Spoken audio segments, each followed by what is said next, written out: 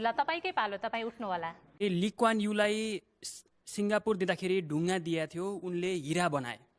तर नेपाललाई तपाईँको हातमा दिँदाखेरि हिरा दिएको थियो, तपाईँले ढुङ्गा बनाएर छोड्नुभयो। अब यसको कारबाही कसलाई गर्नु?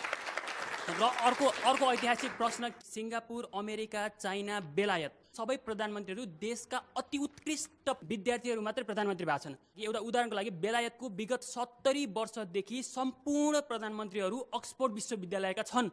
नेपालको विगत 70 वर्षदेखि कुन चाहिँ हाम्रो सफल, हाम्रो मन बुझ्ने प्रधानमन्त्री हामीले कुन चाहिँ पायौँ? तपाईँले कहिले विस्थापित हुने? अति निराश भइसक्यौँ हामी। 4चोटि 5चोटि प्रधानमन्त्रीको लागि मात्रै प्रधानमन्त्री होइन, जनताको लागि प्रधानमन्त्री तपाईँ कहिले हुने? हेर्नुहोस्, नेपालमा चाहिँ जस्तो विद्यालय छ त्यही पढ्ने हो नि। हेर्नुहोस्, तपाईँले व्रत बोल्दै हुनुहुन्छ। तपाईँ रिसको कुरा होइन नि। कहाँबाट ल्याउने? मैले अक्सफोर्ड कहाँबाट ल्याउने? अक्सफोर्ड विद्यालय नेपालमा त्रिपुल कहाँबाट अक्सफोर्ड विद्यालय ल्याउने?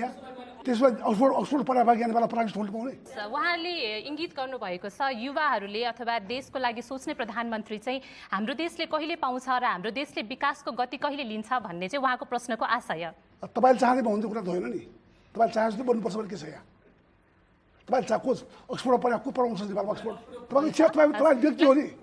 जनताको इच्छा अनुसार भाउ प्राइभेटमा आऊ। म तपाईँको इच्छा अनुसार न कुरा म जनताले चुनाव हो। मलाई त्यो जनताले चुनाव होइन। मलाई पार्लियामेन्टमा बहुमत पाएको होइन। बहुमत पाएको मान्छे होइन रे। अनि को तपाईँ हुने त? तर यसले एउटा प्रश्नले चाहिँ नागरिकहरू साँच्चै नै निराश छन् त्यो पदबाट, प्रधानमन्त्री पदबाट र उनीहरूले गरेका कामबाट। विगतमा भएका जति पनि कामहरू भए, प्रधानमन्त्रीले गरेका कामहरू, नेपालमा धेरै कामहरू भएका छन्। के काम भएको छैन? यहाँ बाटो बनेको छ, विकसित भइरहेको छ। त किन विकसित भइरहेको छ? तपाईँ जनप्रतिनिधि हो भन्नुहुन्छ आफूलाई। यो चाहिँ उहाँको प्रश्नको सही उत्तर दिनुपर्छ। प्रधानमन्त्रीज्यू, कहाँबाट एक्सपोर्ट ल्याउने नेपालमा ल्याउने?